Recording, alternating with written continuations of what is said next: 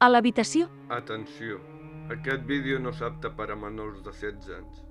Si en teniu menys, canvieu de vídeo, si us plau. Fons blanc, text negre. Els contes d'en Richie. Text vermell. Conte amb falsa censura.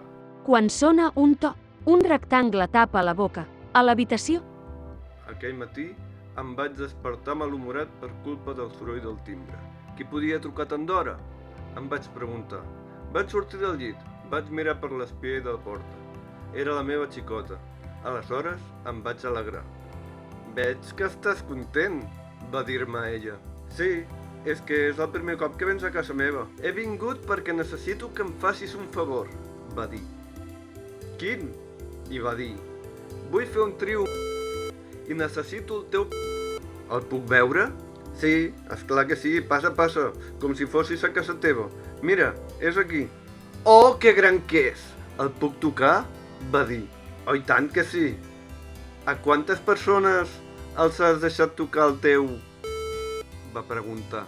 Tothom qui entra a la meva habitació acaba tocant el Deus estar-ne orgullós, va dir. Oh, i tant, el vaig heretar del meu pare. Ja veig que presumeixes de i de pare, va afegir. Sense l'ajuda del meu pare, no l'hauria après a tocar. Segur que tard o d'hora algú te n'hauria ensenyat, va dir ella. Sí, potser sí, tu ets una gran professora de... En una altra vida tu hauries sigut la meva professora.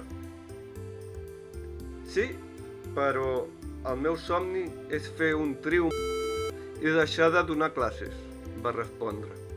Li vaig deixar el meu que el vam haver de entre els dos.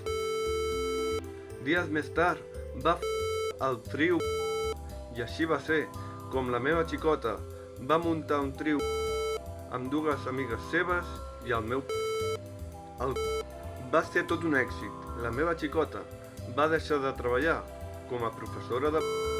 Dibuix. En Richie abraça un cor. Si us ha agradat el conte, doneu-li amor.